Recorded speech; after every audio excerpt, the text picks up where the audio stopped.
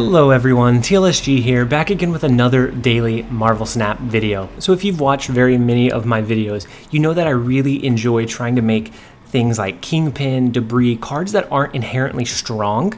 I like to make their abilities work in an optimal and efficient way. And so Kingpin is something that I've tried out a lot. And in the last patch update, he did get balanced. Initially, I thought it felt kind of out of the blue because previously his on reveal ability was on reveal when a card moves here next turn, destroy it. Then I started thinking about the short video that we released of Kingpin and Quake, where we shifted the location from Kingpin. Kingpin got pulled over into what was the lane that he was dropped in. Kingpin actually killed himself. And so then I started thinking, are we part of the drama? Are we the reason that Kingpin got balanced? Either way, and I don't know if it's for the better, for the worse, but he was changed from an on reveal to just a flat ability of when a card moves here on turn 6, destroy it. So now this does open up a few extra play lines, so you can drop him early and then that either forces them to play into that lane so that you can't move their cards there later. You can play him on turn 6 alongside like a Polaris to draw in and destroy one card. You can play him on turn 6 alongside a Juggernaut to try to push cards from another lane over into the Kingpin lane. But then we started thinking about it and how can we expand upon this? And I had a core idea of hiding Kingpin behind Invisible Woman. Because he no longer has the on reveal ability of next turn cards are destroyed, it specifically says turn 6. That opens up a few extra possibilities for us to optimally run Kingpin. And so the idea is to have a Invisible Woman, Kingpin, Aero in the same lane. Those are going to trigger on the last turn. They're all going to reveal, and it's going to move those cards over and start destroying them. I did run a previous deck list. I've ran this quite a bit. I've been working on refinements, but I do want to show you guys a clip of when I first realized that this kind of theory or play mechanic worked the way that I imagined it would. So I am going to show the clip really quickly. Enough power there to overcome them, but we get to see the Aero interaction. So Kingpin now, and then Aero is going to pull Dr. Doom over. Does Kingpin trigger? It does. Oh my gosh, the theory of it works. And we came very, very close. The potential power level of the hidden Kingpin. This could be great. It may need some refining, but this could be amazing. And so the deck list wasn't good enough to showcase for an entire video, but it did work as a proof of concept. I am going to run through this deck list really quickly. So first up we have Sunspot. So Sunspot is a cheap one cost card. It buffs up over time if we have any unspent energy. So this is here for a couple of reasons. We can drop this on turn 1 in the far right lane, follow that up with an Adam Warlock. That will allow us to trigger Adam Warlock early, which will start thinning out our deck. Or if this is in our deck list and the location Hell's Kitchen flips, this will draw Sunspot out of our deck and it will essentially help thin our deck list out. And as far as one cost drops, he's a pretty good one because he has the ability to continue to grow over time. We have Adam Warlock, which is one of my new favorites. So Adam Warlock is here as a deck thinner. So with this combo and with this deck, we need our combo pieces consistently to be able to adapt to the different types of game environments that we'll find ourselves in. And so Adam Warlock is going to help thin our deck list out by being able to trigger once or maybe even twice to draw 2 additional cards, which is huge whenever your deck list is only 12. We have Invisible Woman. She is what makes this whole combination possible, and she is one of the most key or critical cards that we draw into. Invisible Woman is going to ongoing. Cards you play here are not revealed until the end of the game. This allows us to sneak our Kingpin behind her, sneak Aero, sneak Magneto, to move cards over, and the opponents are not going to expect it, and so then we could really easily start swinging lanes and swinging games. Next up we have Groot. Groot on reveal if your opponent played a card here plus 3 power.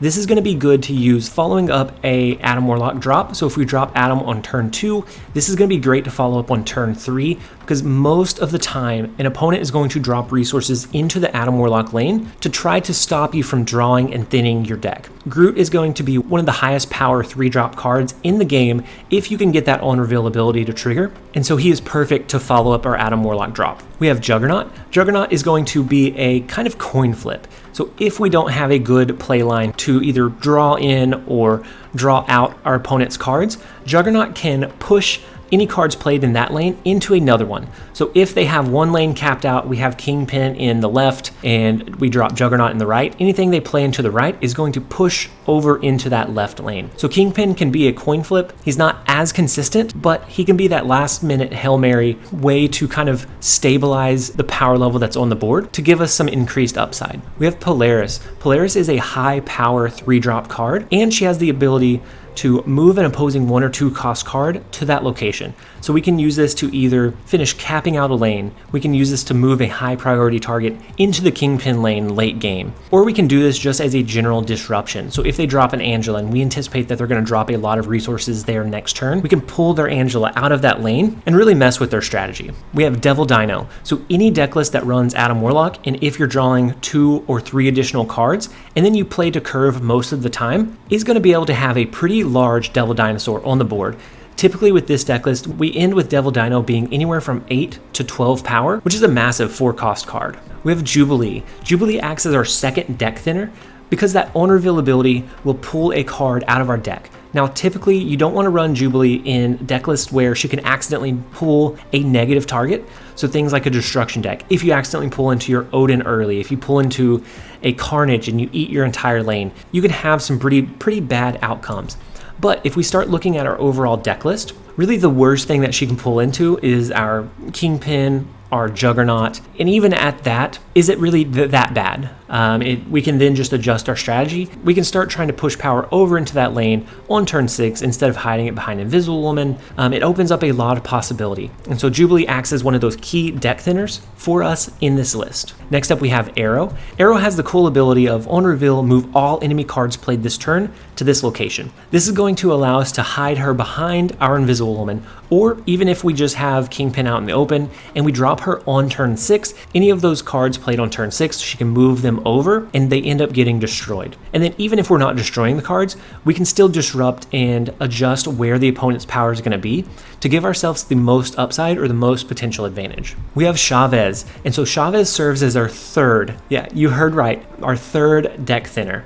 So Chavez is not going to be able to be drawn before turn 6. So this allows us to draw into our Juggernaut, our Kingpin, our other deck thinners much more consistently, because if we draw into Kingpin on turn 6, it's really hard to utilize him. We need him early to be able to set up those powerful combos, and one of the key cards in this deck list is going to be drawing into our Invisible Woman. If we can increase the likelihood of having her in our hand when we need her, this deck list becomes much more solid and much more consistent. And then lastly, we have Magneto. Magneto acts as either a really high power disruption tool in being able to draw cards over. So we're looking at Devil Dinos, Thors, all potential targets to be drawn over and either destroyed or just moved into a lane that you're already losing so that you can win the other two. Or he is just a really high base power card that you can drop on a capped out lane to push some additional power on that last turn. But that is the rundown of the deck list. We are going to go ahead and jump into a couple of games. I'm really excited to bring this list to you guys. It's one that I've played more than I play a typical list, because it is such a unique concept and I really want it to be able to work well. It is not the most powerful combo or powerful deck, but it is a very fun deck to play, and whenever you get that combo to work correctly, it's a beautiful thing. Alright, so next up we have Creighton. And we do have our Adam Warlock and our Groot, but they drop a surprise Nightcrawler into the far right lane. And then Muir Island is always a good spot for growing over time, but there also is a really high possibility that they drop cards into Muir Island as well. I think we are going to take the risk here. We're going to take the chance. We drew into our Kingpin. They're going to be able to see what we play on turn 5. So I always like to do something sneaky like a Jubilee. That way they don't know exactly what our power level is going to be. And then we hit District X. So we do have a Kingpin and a Magneto. So we'll be able to pull any 3 or 4 cost cards that they drop over into the Kingpin lane. So they drop a Swarm. We do buff up our Groot. We are going to get the upside. We're going to be able to draw. And so and then we get Arnhem Zola. And so once it's destroyed, you add a copy, so you don't move it to those other locations. Okay, so do we start setting up power in other lanes? So right now they have 4 cards in hand, not necessarily great for us to play a Ronin, but it may be beneficial for us to drop a Jubilee. We're gonna pull into a random card. It's a Wheel of Misfortune to see if we draw into anything good. We don't. I guess we could drop a Kingpin here. But they know that we're going to drop the Kingpin. And so none of these are 3 cost cards yet. None of them are 3 or 4 cost cards. And so our potential upside is very low. We can do Yellow Jacket for 2 free power. And since there's no cards already there, we get the upside.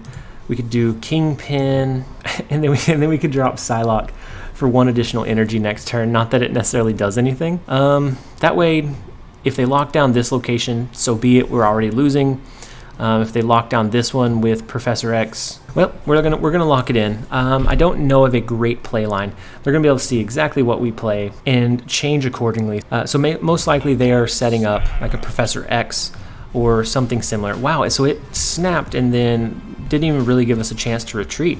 And so they did do the Professor X here, which they were widely in the lead.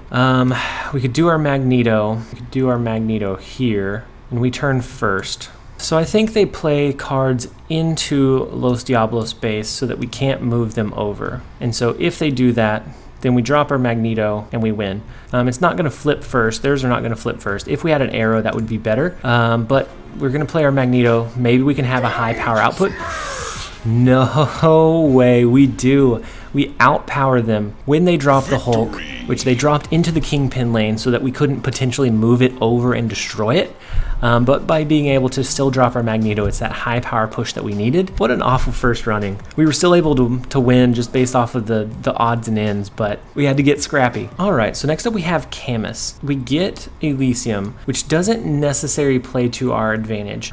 So a lot of our cards kind of play to curve. And so yes, we can drop cards a little bit early, but they can flood the board more than they would have been able to otherwise. So it doesn't necessarily help us as much as you might think. So we can drop a Polaris here just to push our lead in this far right lane, just in case we draw into our Adam Warlock. They do have Baxter building. Ooh, so they drop Electro. So next turn, they would have 4. Elysium's going to make it essentially 5. Oof. And then had they waited one more turn, Kamar Taj would have been pretty large for them. But since they can only drop 1 card per turn, our Aero, our Magneto are actually going to be pretty beneficial even if we don't draw into our Kingpin here. And so I think we're going to play Devil Dino into Baxter Building. We're going to try to swing that location. That's going to be a big turning point. So they drop Professor X into Elysium, but as long as we can win Baxter Building, then we're tied in that lane, unless they have, well, it's ongoing. So I would assume that they have a Spectrum, which is unfortunate. And so with Spectrum, they're going to want to drop it into Kamar Taj. So if we can have Initiation, we can have Kingpin out on the board. They drop it into Kamar Taj. We drop Aero on turn 6, and that will pull it in that kind of surprising way. And so they're only able to drop 1. We're going to play Juggernaut into Baxter Building to push whatever they would have played in here over into Kamar Taj. Now they do have, they could do Spectrum this turn actually. So this is going to be a Spectrum, isn't it? We'd read it. Oh, so it's a leader. So they now have a Kingpin and they cap us out. Oh my lord, what is this nonsense? Okay, so I don't know what. So the double reveal leader hurt my head. So it copied it here, it pushed them off, and then of course it triggered again and copied them again. So they have Kingpin in 2 lanes, so if they can somehow move our cards on the last turn, which they don't have space to, but if they were somehow able to, they would be destroyed. We're not going to have space to drop our Kingpin or to move any cards with Kingpin, because we've already dropped Juggernaut as well. We could do Magneto here this turn, but that is going to cap out this location. So instead we're going to drop our Groot. They will probably play a card here, won't they? And then that would mean next turn they play a card here, so it won't necessarily matter. I think we lose this one, but we're going to drop Juggernaut. They can drop 1 card. Ooh. So they drop a Spider-Man. Ours outpowers them here. Depending on what they draw into, we have outpowered them by 5 here. If they have a Spectrum, pretty scary, right? We can't play any cards. We just have to sit and hope. And our Sunspot would have buffed up from Kamar Taj. So the only winning play, I think, would have been that double Spectrum, which would have only hit their Electro for +4. It wouldn't have hit any card here. So the leader really clogged up their board and messed it up because they didn't have enough room to move cards around on turn 6. We got fortunate that that we had a Sunspot down in Kamar Taj to make that win possible. We had to claw for that one too. So that's 2 in a row that we had to really claw, and that could have swung or went either way. All right, so next up we have Zero Chanced. We have our Adam Warlock in our starting hand. We have Groot that we'll be able to follow him up with. Muir Island is going to be a really prime target for a lot of power to be pushed over there. And then Sanctum Sanctorum is tough for us because we don't have any power. We don't have any way to push power over into that lane. So I'm going to go ahead and drop Adam Warlock into Muir Island, hope that they don't drop a card, but they do. It could be the real Magneto. We don't know for sure. But it's going to get buffed up by 1. Oh, and then we hit District X here. Very unfortunate. We're going to go ahead and go with Groot. I think we end up losing this one. So they have Electro. They're going to ramp themselves up to be able to have 1 additional energy. Currently, we're able to pull in the extra card. I think we drop our Devil Dino into District X. Next turn, we do something like an Aero, and then last turn do something like a Magneto. Oh, no, what are you doing, friend? So we do draw into Dr. Doom here, which is going to be able to push power out over to the side. I think we play an Aero this turn. All they're going to drop is a card here. But Dr. Doom, I think, is going to allow us to win this game from District X, giving us the huge Dr. Doom, and their Devil Dino is a little bit smaller than ours. You do Arnim Zola, but that's risky, and it's just moving a card over. More likely, Dr. Doom play here, and if this is the real Mysterio, and they drop a resource, then we're going to lose anyways. Because they'd be at 15, they drop a resource, it's probably going to be over 5, I would imagine. But they drop a resource, they drop Leech. Oh, so a very bad final turn play. But we were able to barely swing that out. I don't even count that as a Kingpin win just because it's so... Victory. It's a District X. You can't control what happens during those games, but it's fun to play them out nonetheless. And I typically have a pretty good success rate in like District X or Weird World, and being able to play those cards that we're not anticipating. All right, so next up we have his Dudeness, and we have our Sunspot, so I think we're going to play him into the far right lane. We will probably drop Invisible Woman into Monster Metropolis, depending on where they show that they're dropping their resources. Ooh, and so we do draw into this location, which is going to shuffle our cards back into our hand on turn 4. But before that happens, we are going to be able to get our Invisible Woman down. We're going to be able to get Kingpin down. And so we'll have the first kind of key pieces of the combo already onto the board. And so then we just need to draw back into either Magneto, Aero, one of the other move components to be able to increase that upside. And we may potentially not have to recycle our cards if Los Diablos base destroys the middle location. So there's a 50-50 shot here. But we can't rely on that, so we're going to go ahead and drop our Kingpin, which is like the ideal turn 3 play that we have anyways. And so they have Psylocke, so most likely they are like a Mr. Negative deck. Oh, so no, that's on to... So they have So they have 5 energy this turn. So I wonder what they are going to be playing. We are going to be able to do a Jubilee. We can then do Aero on turn 5. We can potentially even do a Magneto, depends on what they drop and where. But we have some pretty interesting potential plays here. So Jubilee pulls into Groot, but they didn't drop anything there.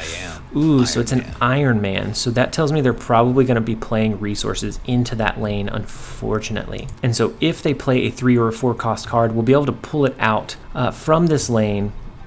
But I think most likely they're going to be dropping cards here. Oh no. So it's a 4 cost card. So we're going to be able to pull that out with Magneto, which is not great. But it's not terrible either. So we can pull him out with our Magneto. Any card that they play this turn will get pulled over with Aero, as long as they don't stack any other cards. I'm hoping that they are just hoping for like a Mjolnir and they don't stack a lot of power here. If they didn't draw in a Mjolnir, then pulling Thor over may give us the win in this middle location. I think we're overall fairly competitive in all of the lanes.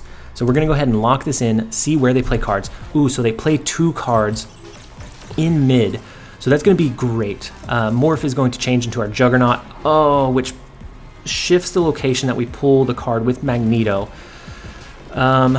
which pulls a bunch of cards, but I think our Aero will still pull the Ironheart and the Juggernaut over for the destruction, which will give us the win in Los Diablos base. It will give us the win in the Ruins. What a whirlwind. So they obviously didn't draw into the most ideal card for turn 6, but the Juggernaut could have absolutely ruined us. I mean, it may not have been that bad, So the Juggernaut could have pushed it over here. Magneto would have pulled them over before Kingpin revealed, and then we would have lost. Yeah, so scary. But that is the kind of core idea of the combo. It's very hard to see coming, and it's very fun whenever it does work. All right, next up we have Huck. And I was this close to calling him Hunk before realizing that there's no N in there. They snap right away. That's awful. So maybe they're doing like a debris style deck where the cloning vats are just phenomenal. But we're gonna let it play out. We can't run away with a turn 1 snap. We just can't let that be us. So Wakanda, no cards can be destroyed. So that's pretty scary. We don't want to drop our Invisible Woman there. We can do our Adam Warlock into this last location. They do their Invisible Woman there. Interesting. So we can always, if we draw into Polaris, we can move Invisible Woman away from that lane. That way the next turn, those cards will flip. And we can potentially, if they're running a Hela deck, we can potentially make them discard their Hela. And so then a Mantis? I am Groot. The Mantis was from the hub. So they are probably running a Hela deck. And so they did steal one of our cards. But they are probably running a Hela deck. I think we do Invisible Woman. And then if we can have initiative going into the last turn, even if they play Hela here, if we have, so going into the last turn, if we have initiative, we can pull Hela over before she flips. So if we have initiative, we can do Aero, and let's say they drop Hela here. Before it flips, we'll pull it over, we'll destroy it, and we can chuckle all the way to the bank. I think that's what we're going to go with, and then it's going to keep our hand size big for our Devil Dino here as well. So a couple of pretty cool potential play. And we draw into Polaris. So if we think that they have enough out on the board, we could potentially draw the Mantis though. Unless we play it here, but that caps out the lane. That becomes a little bit dangerous. But I think it is worth it. Hopefully they play a card here this turn, and then we get them to flip 2 cards on us. That's the idea, and then we'll be ahead here and here. And then I guess there's really no reason to not play a card into Cloning Bat since we have the energy, unless we think we need Sunspot to buff up. I think we do. I think we let Sunspot buff up if the read is right and they do have a Hela deck. So we pull Polaris over. They did drop a card there, so it's Hellcow. They're going to drop 2 cards. It is Hela. So here comes the retreat. They have Lady Sif. It's Magneto. They destroy their hand here. And so then we can do our Aero, which would pull any cards that they play over this turn. But I think the safer play is going to be doing our Aero into Wakanda. We don't necessarily care about the destruction. Right now, we are winning in the cloning vats. We are winning in the hub. If they drop their big card like a Giganto into cloning vats, Aero is going to pull it out. We'll still have the upside. We'll still win. So I anticipate a couple of cards there. Yes. Let's pull them out of there. Let's go ahead and keep our win, keep the upside in the left and the right lane. So they do a Blade, they do something else. It doesn't really matter. A Jubilee doesn't really matter here because we keep our upside in both of those lanes by being able to control what the opponent is playing and how they're playing it. It's one of my favorite plays is to pull the Invisible Woman out of the Invisible Woman lane, causing a surprise card flip. I don't think it gets much better than that. Had they played Hela here, which would have been behind Invisible Woman, we still could have done Aero. We had initiative. It would have destroyed their Hela before Hela flipped, and we would have been able to win that way. So I don't think that just because we had the Polaris, that is what won it for us. I think we had a couple of paths to that destination. But that does showcase the deck's abilities in a couple of different ways, whether it be hiding behind Invisible Woman, whether it be disrupting their cards, shifting them where you want them to be. Adam Warlock works amazing at thinning your deck, and then Chavez coming in at the very end helps you draw into your key cards earlier. Absolutely phenomenal in the way that works. The movement piece sometimes leaves a little to be desired. You are going to run into games where you accidentally lose because you misplay your move cards, but the potential is there.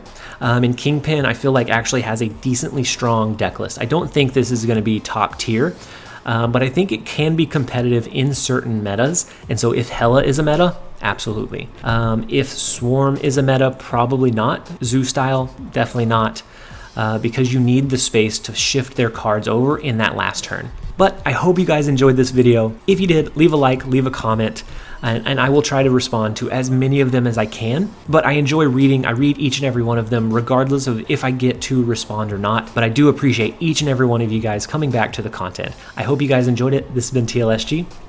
Later, guys.